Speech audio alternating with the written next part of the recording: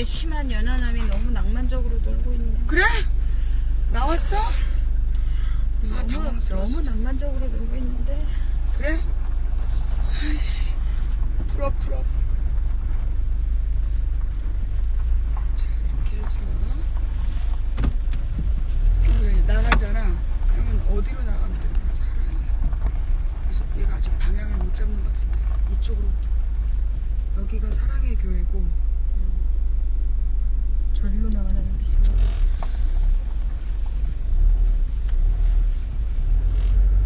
가보자. 갈게요! 자, 돈을 쓰러 갔다가 얻어먹고 가는? 이게 이거 민폐야. 네, 이 민폐를 민폐야. 거기다가 그냥 얻어먹기만 한 게 아니라 이러고. 세발 낙지까지 얻는 이런 대참사가 일어났습니다. 민폐야. 네. 이건 예상치 못한 참사라서. 이거 어디서 이 낙지를 먹을까?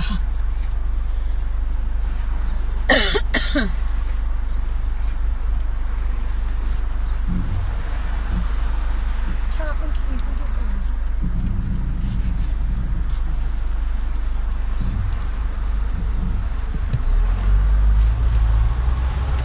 어디로 가는 거죠? 여기서 이쪽이라는 저쪽으로. 저기로.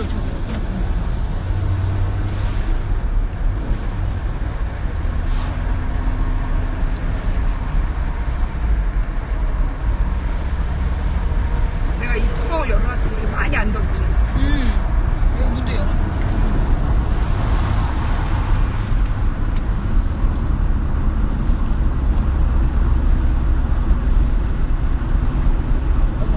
방조제네.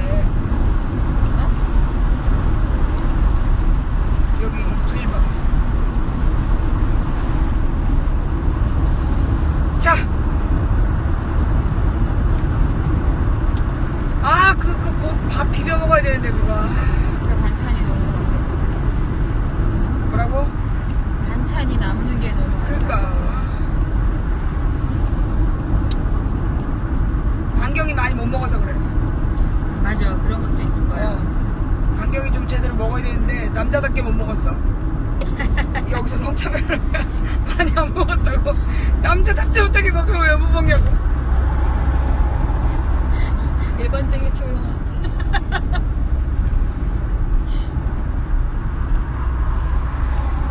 근데 우리 신랑도 조금밖에 안 먹어. 맨날 내가 다 먹자. 우리 신랑이 내가 많이 먹을까봐 자기가 허겁지겁 뺏어 먹는 거지. 원래 먹는 거 안 좋아. 맛있다. 왠지 이렇게 파는 음식 같지 않고 조미료 맛이 별로 없고. 섞이고 오래된 묵은 맛이. 그래도 생각보다 막 너무 짜지도 않고.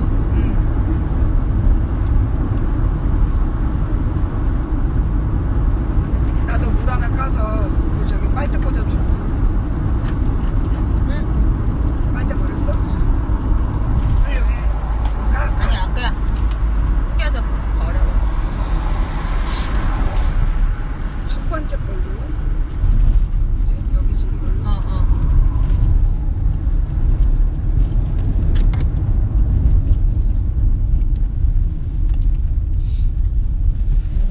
이건 뭐야? 맞지? 까줘.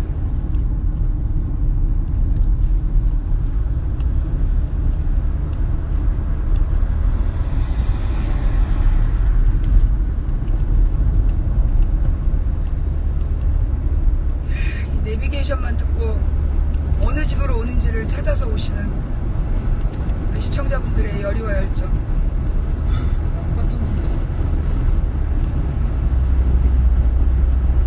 꽃이 예쁘다. 여기 무슨 공단이네? 물류 창고 같은 거 아닐까? 그런 것 같기도 하고. 물류 창고 같은 거. 보관하는. 항구잖아. 컨테이너 박스 이렇게 뭐가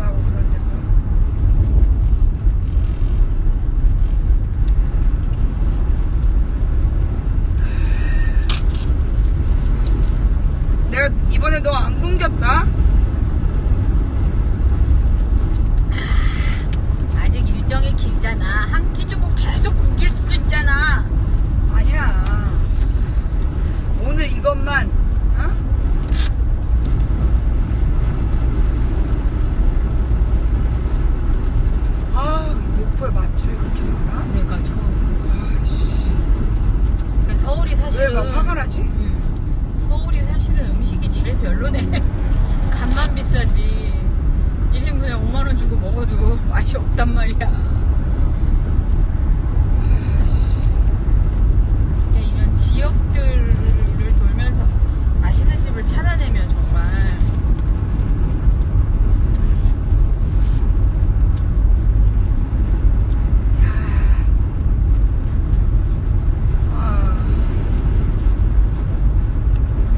그걸 남기고 오면 안 되는데.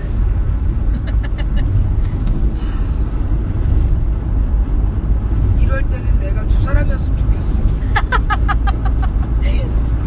실컷 먹고 또 먹게. 그냥 위장을 키워 그냥.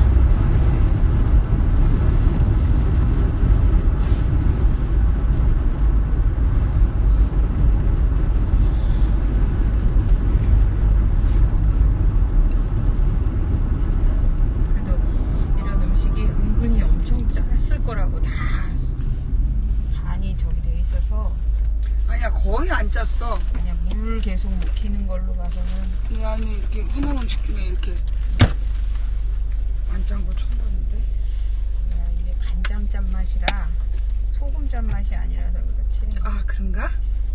간장이나 이런 걸로 짠맛은 엄청 짠 때도 잘 못 느껴. 아, 그래? 근거 있는 얘기야? 그렇다니까. 너 내가 그런 거 잘 모른다고 지금. 소금 짠맛하고 틀려. 그래. 아, 뭔가 이렇게 달게 짜. 응. 그지? 이게 간장 짠맛이구나. 알았어.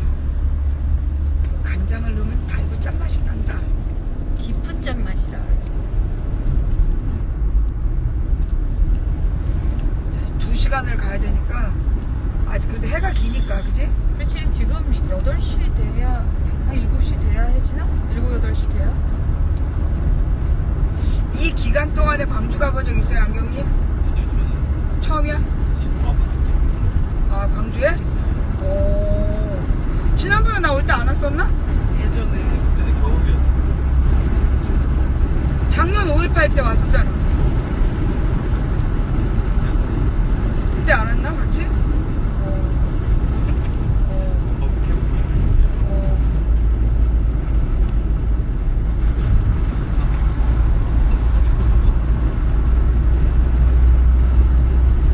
좌측 커브에 주의하세요.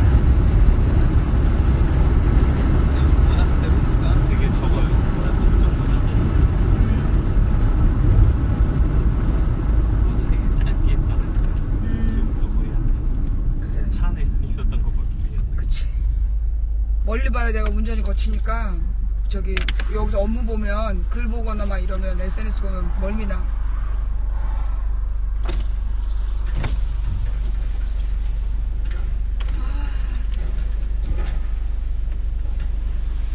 왠지 고물상 주변인데도 공기가 맑게 느껴지는 이거는 정신적 배가 부르기 착각이겠지. 때문?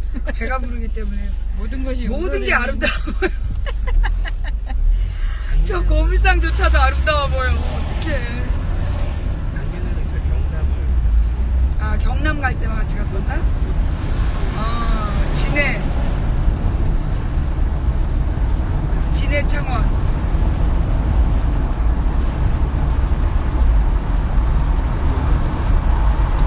그러면 광주는 재작년이었나?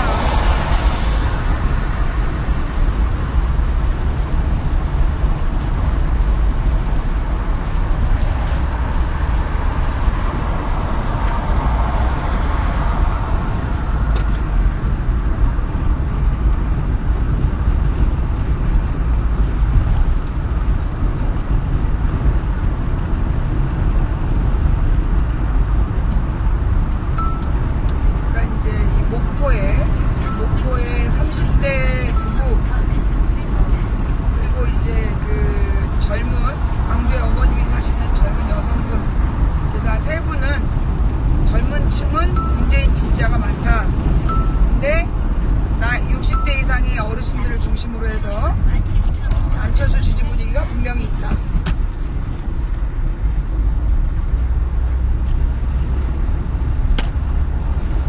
그리고 처음에는 더민주를 해줘야 된다라고 시작했는데 마지막에 가서는 해준 게 뭐 있냐 이런 심리가 굳어졌다.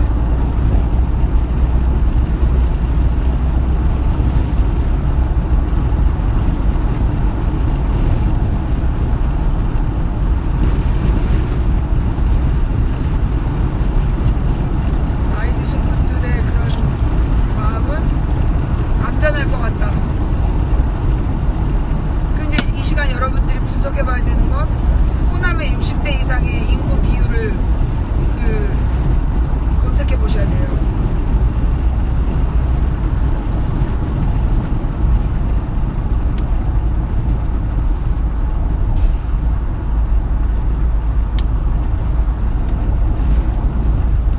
아이고 배를 너무 많이 먹었어, 너무 많이 먹었어.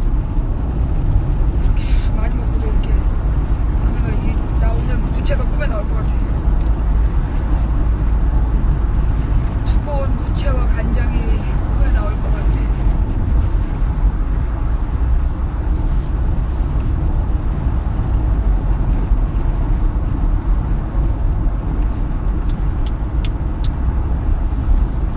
근데 이 집이 별로 맛있는 집이 아니래. 헐. 이거보다 더 맛있는 집이 있대. 특히 이 집 음식이 깔끔해.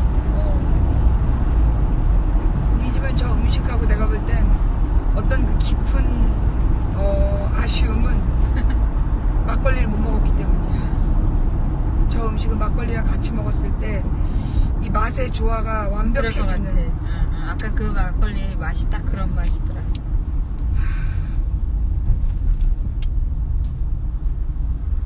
막걸리도 되게 맛있더라. 너는 먹어봤잖아. 아주 훌륭했어.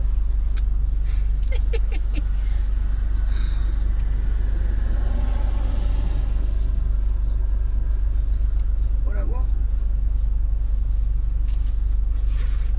뭐라는 거야?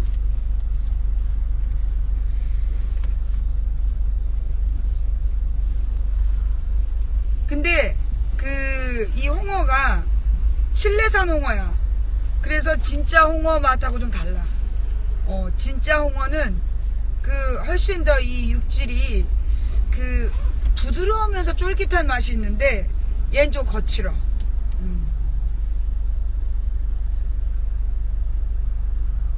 그래도 맛있었어. 근데 아까 뭘 비벼 먹어? 퓨전 멍게 비빔밥? 맛있겠다. 아, 나 진짜 이 멍게 비빔밥 때문에 지금 머릿속이 하얘지네. 아니 이렇게 얘기만 듣는데도 막 이렇게 상상이 가면서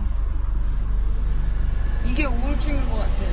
다 먹을 수 없다는 절망감에서 오는 분노. 이 우울감의 근원은 다 먹고 싶은데 다 먹을 수 없다는 절망감에서 오는 분노. 진짜 당황스러워요 정말.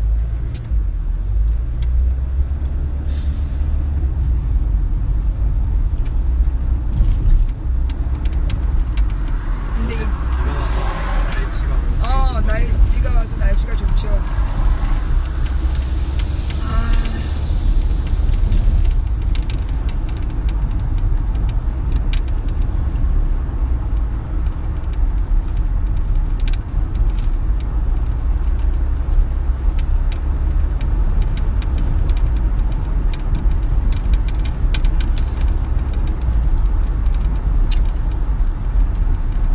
아까 우리 뒷자리가 무슨 교수나 뭐 그런 사람이었던 것 같아.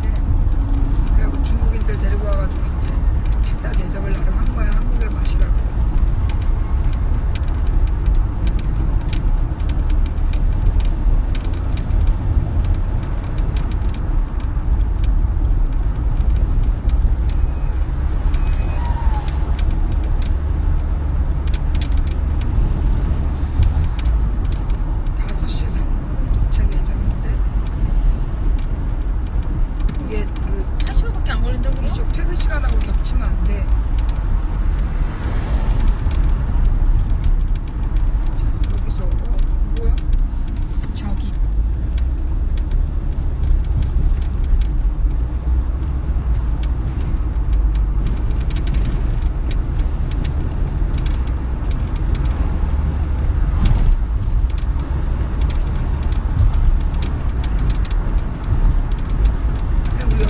기억난다.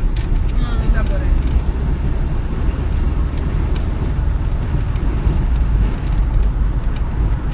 아, 배불러.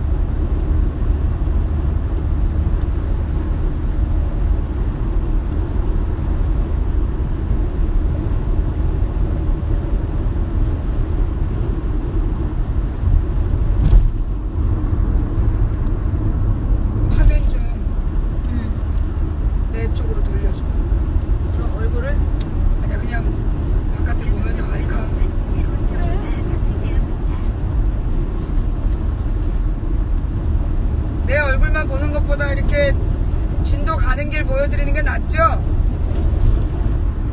모래 시청자도 답이 어떻게 올라오나 봐.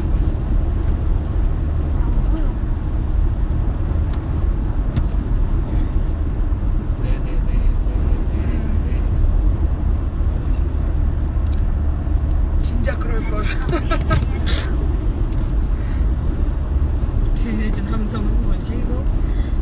드라이브 하는 거 어때요? 그러겠다 진짜. 고정된 카메라라 어지럽지 않아.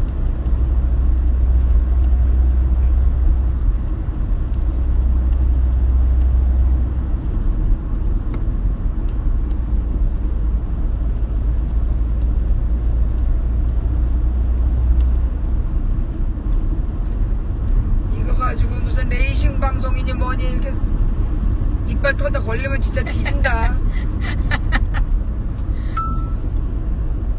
약 500m 앞 70km 단속 구간입니다.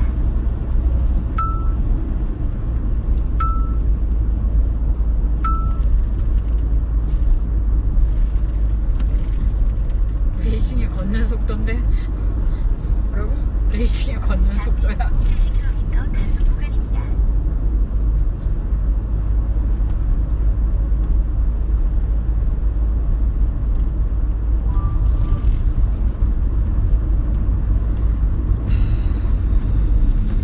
어우.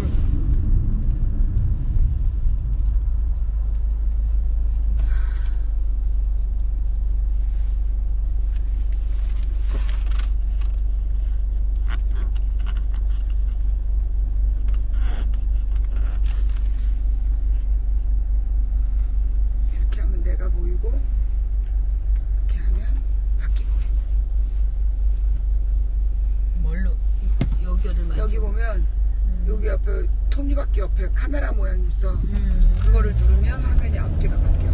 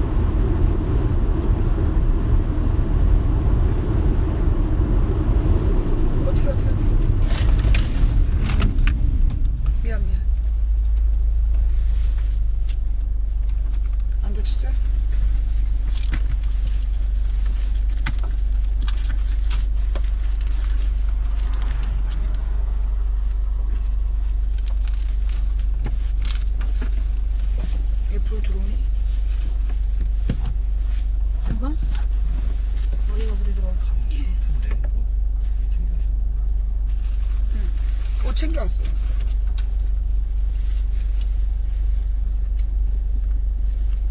춥대? 바닷가. 바닷가 밤이 춥지. 제주도 춥다.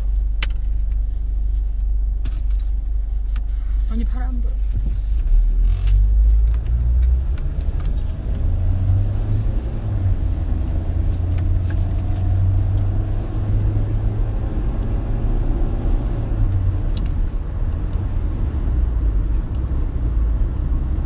오늘은 뉴스 하나도 못 보셨죠? 오늘 주요 뉴스 있어요. 아침에 뉴스 듣고 왔는데 10시 이후에 나온 뉴스. 아니죠. 문재인 지지할지 내가 직접 될지 고민 중. 그 얘기까지는 아까 봤고. 모르실까 봐. 응. 이게 계속 센세이션이 있나 봐요. 그 내용으로. 계속 기사 비슷한 게 계속 나오네.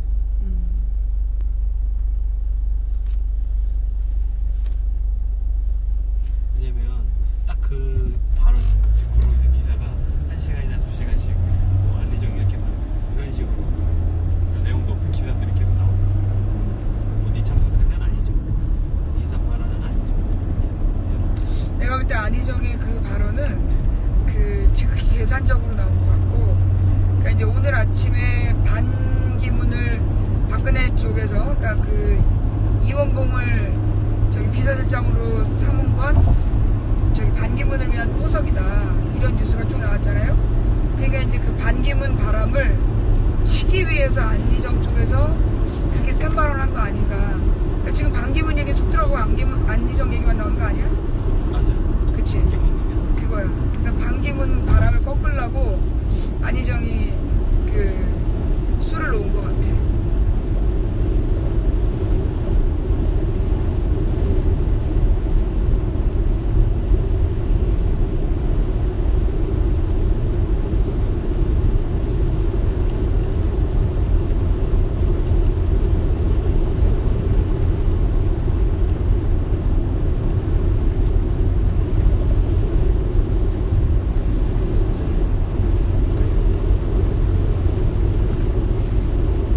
또 다른 뉴스 없어요?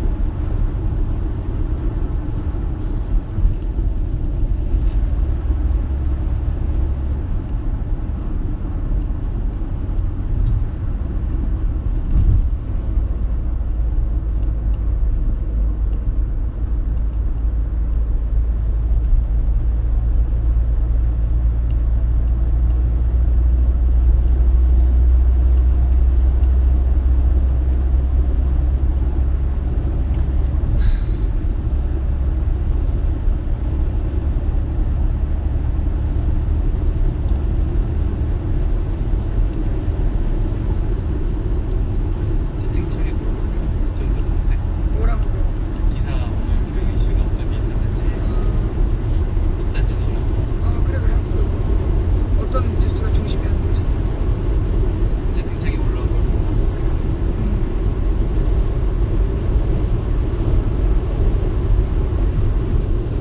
안희정에 대해서는 일단 채팅창 분위기 어때요?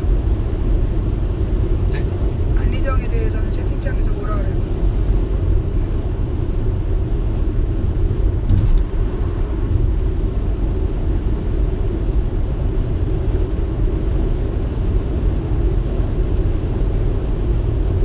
조용한데.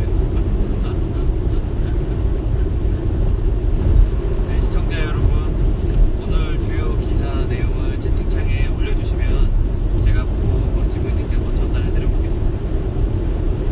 제가 지금 채팅창을 못 읽어요.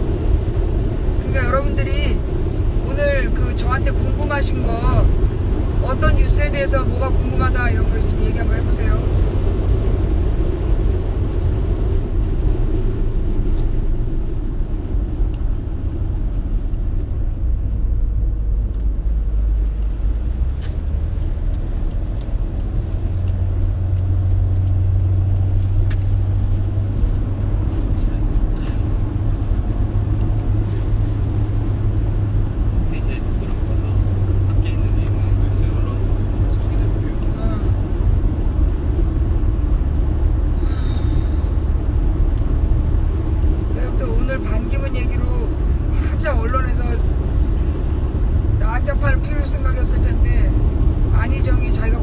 없다 그래가지고 박기문 얘기 쏙 들었을걸.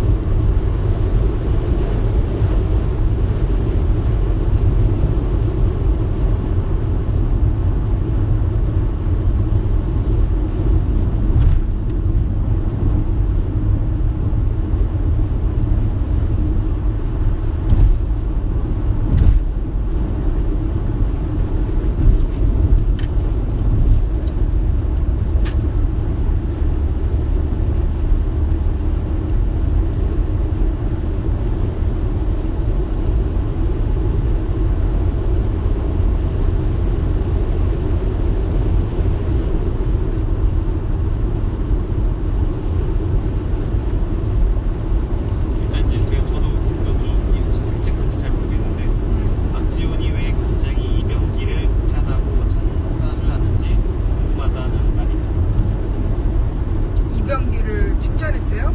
일단은 채팅창에 올라왔어. 지금 이제 이병기가 그거잖아. 이제 박근혜의 그 측근들이랑 문고리 권력 때문에 이병기가 비서실장으로서 박근혜에게 보고도 제대로 못했다. 그게 이제 지금 불만이고, 그러니까 이제 이병기가 그만두면서 이제 새로운 인물을 갈아치웠는데 그 이유가 뭐 때문이냐? 그러면 이제 그 이병기를 이병기가 모든 책임을 지고 물러난다라는 그 주장이 있는데, 그렇다기보단 스스로 박근혜의 비서실장으로서 자신의 그 권한을 행사하지 못한 점에 대한 자괴감, 이런 것 때문에 그만둔 거 아니냐라는 또 입장도 있고, 그리고 이제 이번에 이 박근혜의 그 비서실 소위 이제 그 측근들을 재정비한 이유 배경을 총선 민의를 반영해서 반성한 거냐 아니면 친정 체제를 구축한 거냐, 이것도 지금 이제 평가가 어긋나고 있고, 박지원이 뭐라고 칭찬했는지 모르겠지만 좌우지간 이병기가 이원봉보다 낫다, 그 얘기를 하려는 거 아니었는가. 지금 이제 박지원은 자기 말 듣고 박근혜가 그 님을 위한 행진곡도 재창하고 그럴 거라고 이제 막 기대에 부풀었다가 그 이원봉에 대해서는 이제 부정적으로 얘기를 하더라고. 그래서 그런 거 아닐까. 적에 적은 동지라고 이병기가 원해서 나간 게 아니라는 그런 뜻으로 이병기를 칭찬한 게 아닐까? 잘 모르겠어요. 박지원 얘기인데요. 넘어갈까요? 박지원 또 뭔데 이건? SNS 기사 제목만 보고 알아봤습니다. 박지원 개헌해야 대통령제에선 아무것도 안 돼. 뜬금없는 내각제 또는 이원 집정부제 개헌 주장. 그러니까 그거는 내가 볼 때 박지원이 계속해서 지금 집중받아요. 자기 개인도 그렇고 국민의당도 그렇고 현재 이제 그 새누리와의 연정 주장한 다음에 호남에서 지지율이 확 빠지고 그 국민의당과 안철수 지지율이 빠졌단 말이야. 그러니까 이제 계속 정치적인 이슈를 자기가 주도하려는 그런 뜻에서 아무 말이나 막 던지고 있는 거 아니냐라고 볼 수 있는 게 하나. 어쩌면 진짜 박근혜가 원하는 방향을 적극적으로 지금 계속 일관되게 박지원은 박근혜에게 구애를 하고 있다. 내가 너를 도와줄 테니까 날 도와달라는 지금 사인을 보내고 있는 중이라 박근혜가 원하는 내각제를 그 이슈화 시켜줄 테니 나 좀 놔달라 뭐 이런 거 아니겠나. 사법부에서 저기 유죄 안 나오게 해달라 뭐 이런 제스처가 아닐까.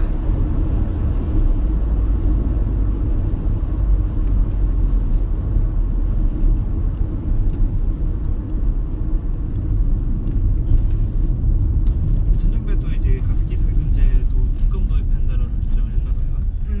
기사가 나왔고요. 그동안은 거의 한 마디도 없었는데. 그러니까. 정부 관련자도 철저히 수사해야. 그렇지.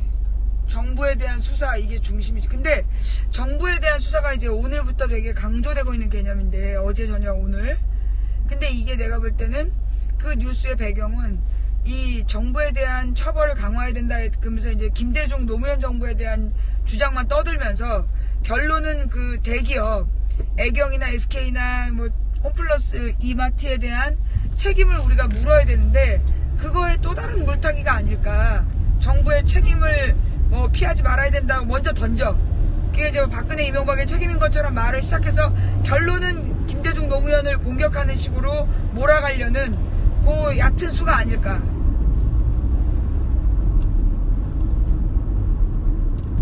뉴스 기사인데요. 더민주 말 임을 위한 행진곡 불어 왜 국민의당에만 통보했다. 18일 국정 운영에 큰 흐름이 바뀔 수 있다. 이거는 이제 분리가 되는 것 같은데 기사를 한번 열어서 확인해보고 어떤 말씀드릴게요. 더불어민주당은 16일 정부의 임을 위한 행진곡 5.18 기념국 지정 불허에 대해 18일에 이 정권에 대한 어떠한 태도를 취하는가에 따라 국정 운영의 큰 흐름이 바뀔 수 있다고 강력 경고했다. 우상호 원내대표는 이날 비대위 회의에서 오늘 내일 시간이 있기 때문에 보훈처장은 이 문제에 대해 재검토하고 청와대는 다시 지시하라며 이같이 말했다. 그러니까 이제 국민의당은 사실은 어떻게 보면 새누리당과 더민주 사이에서 지금 박지원이 하고 있는 건 새누리당에 더 가까운 그런 이제 제스처를 취하고 있는 거고 천정배라든가 호남 의원들은 그 절대로 그건 아니다 이런 분위기인 거고. 근데 이제 더민주 입장에서 보면 이 5.18에 대한 입장을 국민의당이 어떻게 가질 것이냐 이게 이제 그 나름 국민의당하고 뭐 같이 갈 수 있느냐 없느냐 내지는 국민의당의 본질적 성향 이런 걸 드러낼 수 있는 기회라고 봤겠지. 마무리하자면 현기환 정무수석이 국민의당에만 이 같은 사실을 통보하고 더민주에는 통보하지 않았음을 밝히면서 청와대는 국민의당을 공모한 파트너십을 만들려는 것인지 왜 그렇지. 국민의당에만 통보했나 라면서 이해가 안 갔다고 질타했다.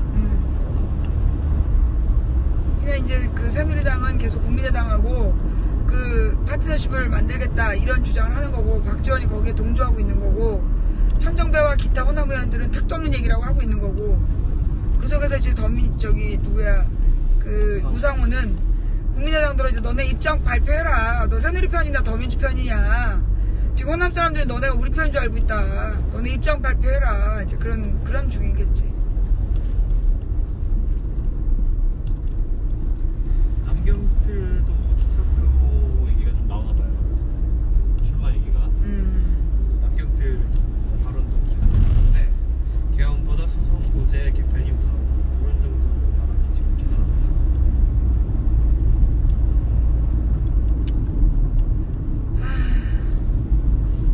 경기 뭐야 미안 저 밭에 모습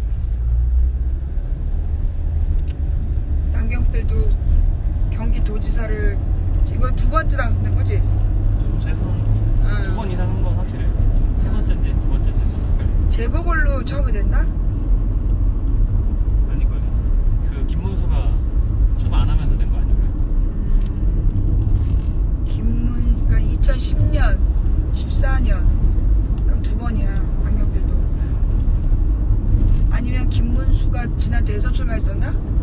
아니죠. 김문수가 경기도지사 하면서 대선 그 경선까지는 했고 그 다음에 지방선거 때 출마를 안 했던 걸로 제가 기억해요. 14년에 출마를 안 했고 그러면 아직 한 번. 남경필이 12년에 재보선으로 돼서 14년에 재산된 거네.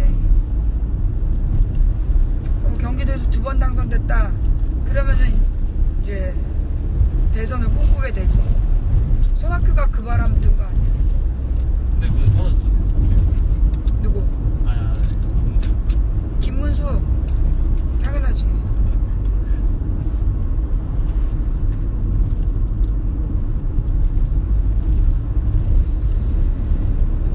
박근혜를 맞설 수가 없었지.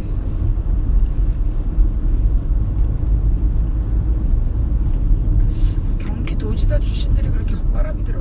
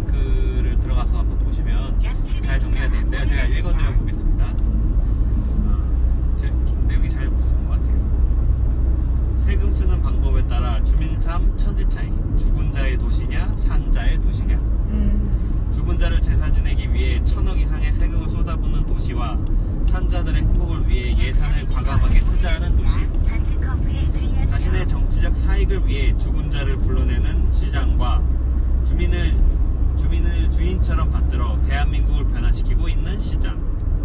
까지만 좀 그건 아닌 것 같다. 그 기사 쓴 애가 잠시 그 저기 후 뭐야, 우회전입니다. 이재정이 뭐 팬인 것 같은데.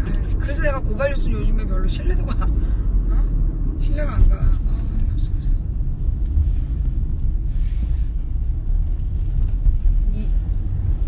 이재명 팬들이 너무 많아. 제가 잠깐 말씀드리고 싶은 거는 기사는 아니고요. 제가 최근에 이제 블로그에 쓴 글이 있습니다. 그 제목은 박원순 대 박근혜라는 우측 제목으로 커브에 글을 썼는데요. 주의하세요. 비교하고 싶은 내용이 하나 있었어요. 박원순 시장이 전방에 과속 최근에 방지턱이 있습니다. 공기업? 서울시 산하 공기업인 것 같은데 그 노동자 대표 이사를 한 명에서 2명 이상을 이사회에 참여시키는 걸 시행한다고 전방에 최초에서 과속 방지턱이 기사가 있습니다. 됐었습니다. 근데 거의 같은 날 비슷한 시간대에 또 기사가 나온 게 박근혜는 성과 연봉제를 더 확대해야 된다라는 게 내용의 기사가 많이 나왔거든요. 근데 이게 뭐 성과 연봉제, 이사회 참여 좀 전혀 다른 맥락 같지만 사실 이거는 그 노동자를 어떤 시각으로 바라보냐에 대한 철학에 대한 일관성이 있는 주제라고 생각을 해서 제가 블로그에 글을 좀 정리해서 올리는 게 있습니다. 뭐 우리 시청자 여러분들도 검색해서 보십시오. 조회수를 올려주세요. 제목은 박원순 대 박근혜 이렇게 올렸습니다.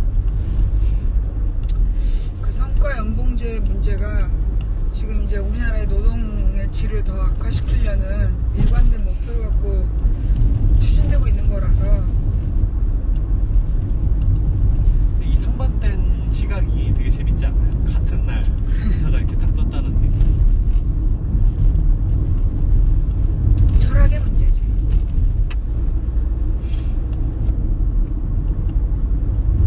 이게 양쪽 그 다 이제 재계에서 하는 반응을 보면 되게 저는 재미있다기보다 좀 섬뜩한 것도 있는데 재계에서 좀 우려하는 목소리가 나왔습니다. 박원순 시장의 이사에 참여는 이제 뭐 경영 자율성을 해친다 뭐 이런 취지의 발언 좀 있었고 뭐 박근혜 성과연봉제에 대해서는 별 얘기는 없었어요.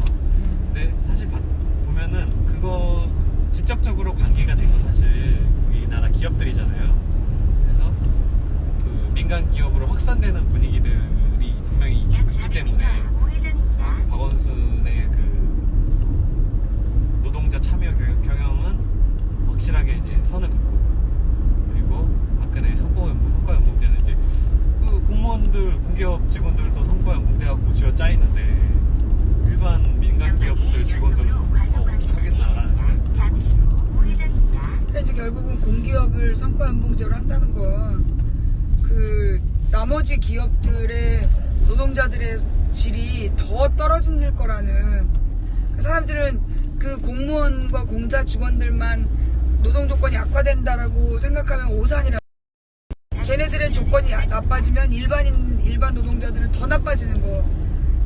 일반 노동자를 더 나빠지게 하기 위해서 위를 치는 건데 그걸 모르고 좋아하는 사람들이 좀 있지. 사실 또 공무원에 대한 반감이라는 게 사실 살다 보면은 뭐 구청 직원이든 경찰이든 소방관이든 그런 공무원들 늘 좋은 면만 본다기보다는 기억에 남는 건 나쁜 쪽에 더 오래 남잖아요. 나쁜 경험이. 그래서 그런 반감이 있는 국민들 입장에서는 그런 게 좀 혹할 수 있겠다라는 생각이 좀 들었어요. 우측 커브에 주의하세요.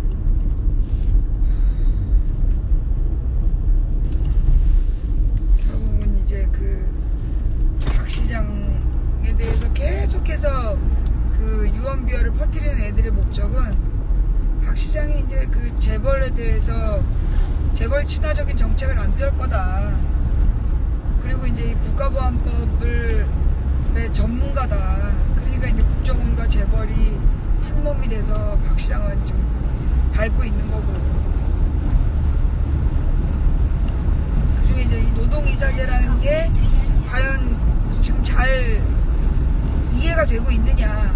나도 사실 노동이사제가 뭔지 잘 모르겠어. 나도 딱 다가오는 그게 노동이사제? 그게 답인가? 답은 아니지는 모르지만 지금보다 나은 건 확실하죠. 그러니까 뭐 어떤 면에서 나을 건지 잘 모르겠다는 거지. 그러니까 무슨 얘기냐면 이제까지 이제 노조의 문제는 어용노조, 사측의 입장을 대변하는 그 어용노조가 진짜 노조를 만들어서 활동하고 싶은 사람들을 억압하고 그래서 노동자의 권리가 침해된 문제잖아. 그러면 이제 지금 이 노동이사제도가 소위 그렇게 노동이사로 뽑힌 사람이 정말 노동자의 입장을 얼만큼 대변할 수 있을까. 그리고 이 노동이사제도라는 거 노동자에게 대표로 이렇게 들어간다는 거 아닌가라는 느낌이 드는 거야. 그러니까 뭐 자세히 들어봐야 되겠지만 잘 뭔 말인지 모르겠고 일단은 노동조합을 강화시키는 그리고 이제 특히 지금 노동조합이 강화되지 못하는 결정적인 이유는 비정규직 노동자들이 그 노동권을 보장받지 못하는 문제잖아. 근데 과연 이게 노동이사라는 문제로 이 비정규직 노조의 약화 문제를 해결할 답인가? 좀 새롭긴 한데 그게 답인지 언제 딱 느낌이 쌈박하게 안 온다. 그게 내 고민. 그러니까 저는 확실하게 제가 이제 공부한 내용 얘기하면 노동이사제가 답은 뭐예요? 아니에요. 정답은 아닌데 현실적인 대안이라는 얘기는 저는 그 정도면 확실하게 긍정할 수 있을 것 같고 어떤 부분이 현실적 대안이지? 현재 지금 노동시장 안에서는 지금 노동시장이라는 표현이 적절한지 모르겠지만 일단 지금 노동자의 권리를 국가가 내팽겨쳐진 상태거든요. 제가 봤을 때는. 그쵸. 근데 이제 서울시에서 일단 이건 넓게 보면 안 되고 서울시 산하에서 공기업에서 그 노동자 대표를 하는 이사회를 1명 혹은 2명이란 말이에요. 그 사람들이 이사회에 참여해서 표결도 물론 할 수 있고 그 표결이 다수 뭐 공기업 그 2명이 무슨 영향력을 끼치겠냐. 사실상 의결에는 큰 영향력이 없죠. 이사 수가 많으면 사실 별 의미는 없는 건데 중요한 건 저는 정보라고 생각해요. 일단 그 어용노조까지는 나중에 생각해야 될 부분인 것 같고 이 사람이 선출되는 과정을 어떻게 조치할 시스템을 만드느냐는 별개의 문제니까 일단 그 사람이 일단 노동자를 대표하는 이사라고 치고 그 다음에 그 사람이 이사회에 참여한다면 그 안에 이제 회계 정보나 노동자들한테 제공되지 않던 정보들이 그 참여 이사를 통해서 이제 직원들한테 공개가 되는 시스템이라는 거죠. 정보 공개에 대한 원칙이 저는 좀 더 확대된 거다라는 측면에서 굉장히 좀 환영하는 측면이 있고 또 그 민간 기업으로는 가야 되는 꼭 이유 중에는 이사회에서 부정한 그 내용들이 물론 이제 공기업은 되게 감사가 비교적 철저하잖아요. 그런 것에 비해 민간 기업으로 넘어갔을 때 장점도 많이 있는데요. 일단 회계 조작이라든지 이런 부분 그런 것에 대해서 빨리 확인하고 문제를 드러내기가 쉽다는 거죠. 예를 들어 뉴스타파에서 과거에 보도했던 무슨 은행이었지? 국민은행이었나? 금융 관련된 문제점들이 있잖아요. 서강대 출신 금융 관련 박근혜 관련 인맥들이 그런 사람들이 문제가 있는 걸 가지고 그걸 감사를 제보했는데 감사를 제보한 이사가 탄핵당하는 그런 보도가 있었거든요. 그거에 그 생각을 한번 해보면 이 사람은 굉장히 자신의 역할을 충실하고 양심적인 이사였던 거죠. 근데 누구나 그런가 그렇지 않다라고 생각을 해보면 그런 사람들이 이사제도로 많이 있는데 직원들은 이 조직이 망가지는지 아닌지도 알 수 없고 나중에 부실이 생겨갖고 나중에 뭐 구조정이 생겼을 때 어떻게 할 수 여지도 없이 당하는 거예요. 근데 그렇게 되기 전에 일단 경영이 안정화되는 거에는 분명히 큰 이점이 있는 거죠. 일단 공기업에서 그리고 또 두 번째는 노사 간 협상이 좀 더 원활하다는 노동자 대표 이사가 참여해서 이것이 현실적으로 협상을 해야 될 부분이 있다라는 걸 일단 먼저 알 수 있다는 거죠. 일방적으로 통보받기 전에 이런 흐름이라는 걸 파악을 해서 직원들 노조와도 연계하기가 훨씬 수월하고 그리고 대표적으로 뭐 우리나라가 징벌적 손해배상 그거 하면 안 되는 게 무슨 대륙식 독일식 무슨 법제도를 채택하고 있기 때문이다라고 하는데 독일에서는 우리나라에 없는 시스템이라 좀 이해하기가 어려운데 감독이사회라는 개념이 있어요. 노조랑은 달라요. 직원들이 참여하는 이사회 제도가 있고 그건 그 그것을 경영에 반영하게 돼 있어요. 근데 그런 거는 안 하고 미국식 그 징벌적 손해배상은 못 하겠다고 하면서 독일에서 하는 이런 노동자 참여 경영은 하지 않는 게 문제라는 거죠. 제가 이제 교육받았던 내용 중에 경영 관련해서 재미있었던 게 우리나라에서 경영학을 처음 배웠을 때는 주식회사는 우측 커브에 주주의 주의하세요. 이익을 위해서만 존재한다라고 교육을 받았다고 교수님이 얘기하셨어요. 근데 자기가 독일 가서 그 공부를 해보니까 그게 잘못됐다라는 걸 독일에서 공부하면서 배웠다라고 이렇게 처음 서두에서 그런 얘기, 처음 강연을 시작할 때 이런 얘기를 하시더라고요. 그게 뭐가 잘못됐냐? 독일에서도 주식회사가 있지만 그렇게 교육하지 않는다는 거예요, 학교에서. 쉽게 얘기하면 이해관계자 경영을 하는 게 일반화되어 있다라고 합니다. 그 독일뿐만 아니라 유럽 전체에서는. 그러니까 주식회사의 이익을 위해서 경영이 일어난다고 하는 교육을 받고 독일에 갔는데 그게 틀렸다라는 걸 독일 사회를 통해서 배웠다. 어디서부터 그렇게 됐는지 뭐 역사 얘기하면 좀 너무 이야기가 길어지는데 이 핵심은 이제 이해관계자 경영이 이해관계자 경영이 뭐야? 모든 이해관계자가 경영에 참여한다라는 얘기예요. 한마디로 대표적인 게 이제 직원들.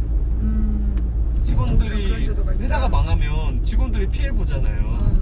그러니까 그럼 안 되잖아요. 그래서 직원들이 참여하는 경영을 합니다. 또 이해관계자가 직원만 있냐? 아니죠. 국가 세무 당국자들도 있을 수도 있죠. 그러니까 금융 관련 사업을 한다 그러면 그쪽 관련된 국가기관이 있을 수도 있고 그러면 그런 사람들도 참여하는 여지가 있다라고 교육을 하고요. 또 소비자가 이 회사에서 어떤 일이 일어나고 있는지 경영 과정이 투명하게 공개되는 시스템이 돼 있다고 얘기를 하더라고요. 독일에서는. 그리고 제가 독일에 살아보지는 않았지만 그 독일에서 경영학을 공부한 교수님한테 제가 그런 얘기를 전해 들었습니다. 그게 일반화되어 있기 때문에 우리나라의 협동조합보다 훨씬 더 사회 사회 공공성이 그러니까 사실상 우리나라 이제 사회적 기업 성향이 이미 이제 정착이 돼 있는. 물론 이제 이윤을 추구하지만 주식회사도 그럼에도 불구하고 폭스바겐 사태 같은 이런 일도 있었지만 그래도 이런 교육을 할 때는 그런 건 일단 베이스에 깔려 있다는 거죠. 그게 좀 저는 충격이었어요. 일단 이제 우리나라에서 그 박원순 시장이 주장한 그 노동이사 제도가 거기서 출발한 거다. 근데 과연 그 노동이사 제도가 우리나라 현실 속에서 그렇게 정확한 정보들을 빼내고 합법적으로 사실은 이사회도 다 짜고 치는 거잖아. 그쵸. 자기네들끼리 권력을 이미 다 나눠갖고 내부적인 거래와 정보를 가지고 이용을 하는 상황에서 얼만큼 그 노동이사제가 성과를 낼 수 있을지 잘 모르겠는데 이제 그러다 보니까 소위 이제 박원순 시장의 주장이 어떤 새로운 비전이고 가능성 있는 것으로 보기보다는 뭐 현실에서 좀 동떨어진 이론가적인 모습 이렇게 보일 수 있다는 거지.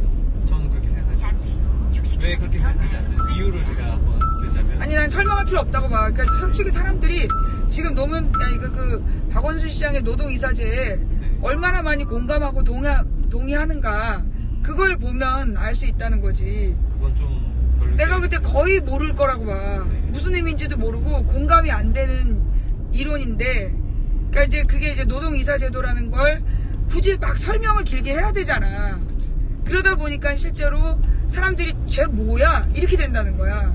그런 면에서 나는 박 시장이 어떤 정책과 비전을 제시할 때는 좀 더 선명하고 피부에 와닿는 정책과 비전이 보여줬으면 좋겠다. 그런 얘기를 하는 거지. 그러니까 뭐 노동이사제도가 나쁘다는 게 아니라 좋은 거겠지. 박 시장이 나쁜 거 하나? 당연히 좋은 건데 그게 우리랑 무슨 관계지? 그래서 별로 그게 나에게 큰 도움 안 될 것 같다는 생각이 든다는 거야. 그러니까는 그 노동이사제도라는 걸 딱 세워서 박근혜하고 대립구도를 만들었다라고 보기에는 좀 약해 보인다는 거지. 예. 그건 이제 제가 그걸 비교와 대상이 명확하니까 그걸 블로그에 글을 쓴 건데요. 근데 확실히 이 부분은 나중에라도 좀 논의할 부분이 있는 것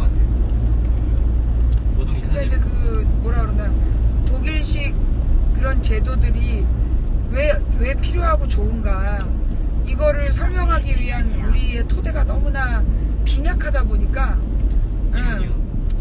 그러니까 이론적으로도 그렇고 이제 사실 우리 국민의 수준이 사실 아직 비정규직 노조에 대해서 그러니까 노조라는 것 자체에 대해서도 우리 국민들이 부정적이고 비정규직이 노조에 가입해서 단결해야 된다 그러면 말 같은 소리 하라고 그러고 이런 수준인데 선진국식 노동이사제도가 과연 얼마나 성과를 낼 것인가 그리고 그 제도가 노동자들에게 희망으로 다가갈 건가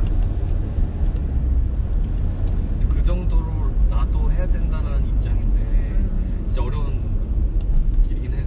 네. 나쁜 건 아닌데 그러니까 지금 이 시점에서 박 시장이 보여줘야 되는 정책과 비전으로는 조금 약한 거 아닌가. 제가 한번 거기에 대해 그 얘기에 대해서 나름 반론을 펴자면 생산성 때문이라고 저는 말할 수 있을 것 같아요. 노동이사 제도가 생산성 때문이라고. 생산성을 높인다. 노동이사 제도가? 네. 근데 생산성을 높이는 게 네. 그게 노동자에게 어떤 도움이 되지? 일단 생산성이 높아짐으로써 생산성이 높은 것과 또 노동자한테 이익이 되는 것도 분리해야 돼서 생각해야 할 부분이 있긴 있는데 노동이사제가 일단 있는 것만으로도 저는 노동자의 권리를 보호하는 데는 한 가지 더 장치가 마련됐다라고 저는 보고요. 또 그 생산성이 왜 높아지는지에 대한 이제 설명이 좀 들어갈 텐데 왜 노동이사제가 조직의 생산성을 높일 수 있느냐. 그건 이미 이론적으로는 이미 완성은 돼 있습니다. 저도 이제 간략하게 교육을 받았는데 금방 이해가 되긴 하더라고요. 그러니까 내가 아까도 그랬잖아. 노동이사제도는 노동자의 경영 참여잖아. 네. 그래서 이제 지금 당연히 생산성을 참여하는 게 뭐 경영을 공부하는 측에서나 경영자 입장에서는 그게 좋을 수 있는데 노동자 입장에서는 생산성을 향상한다 그래서 어떤 도움도 못 받고 있는데 별로 이제 사실 열매와 과실을 나눠 먹지 않고 있잖아. 그러니까 노동이사제도가 결국 경영에는 도움을 주나 노동자들에게는 별 도움 안 되는 조직 아닐까. 어떻게 보면은 노동이사가 돼서 어떻게 노동자 위에 군림하는 게 소위 옛날에 왜 로마 시대에 그 호민관이라는 제도가 있었잖아. 그러니까 그게 이제 평민의 이익을 대변하는 원로원 소속. 근데 과연 그들이 얼마나 평민의 이익을 대변했는가. 그러지 못하니까 계속 불만이 있고 호민관 숫자를 계속 늘려가는 로마의 소수는 결국은 형식적으로 너희들에게도 발언권을 줬잖아. 이렇게 넘어가는. 그러니까 진짜 필요한 건 비정규직의 노동권 보장인데 비정규직이 정규직 같은 노동권 보장을 해야 되는 게 중요한데 노동이사제라는 거는 좀 다른 분야에서 얘기를 함으로 인해서 어떻게 보면 중요한 요점을 놓치고 가는 거 아니냐. 내지는 노동자들에게 별 도움 안 되는 거를 왜 던졌을까. 선출 방식을 어떻게 하느냐에 따라 그거는 좀 해소될 수 있을 것 같은데. 그러니까 해임이 쉽고 노동이사제에 한해서는 노동자가 선출을 하고 그것이 만족스럽지 않다면 바로바로 해임할 수 있게끔 구조적으로 만든다면 대안이 될 수 이렇게도 있잖아요. 올 수 있네. 이 방향으로. 도착을 했습니다. 목적지에 도착하였습니다. 하여튼 뭐 박 시장이 나쁜 짓을 할 사람은 아닌데 그냥 좀 아쉬운 면이 있다. 뭐 이런 얘기였고 차를 주차를 할 공간이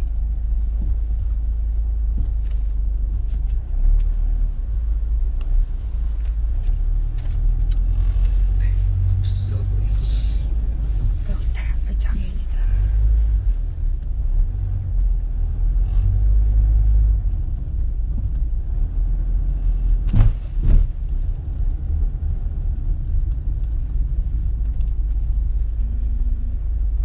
좋아 좋아. 이 정도에서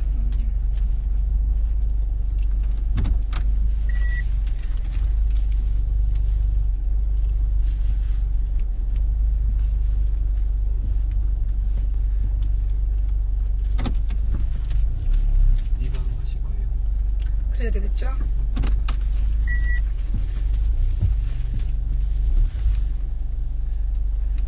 방송을 좀 하실 거죠 여기서? 뭐 1시간 정도, 1시간에 1시간 반 정도.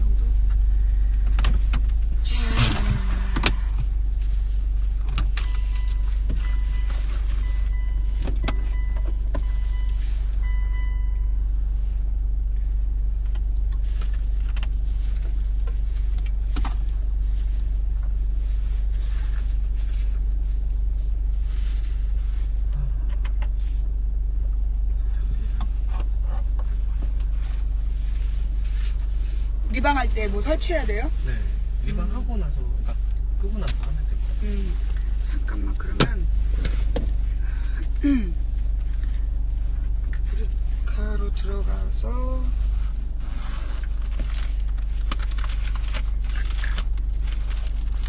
여러분 얼리고 다시 시작할게요. 팽목한 부분만.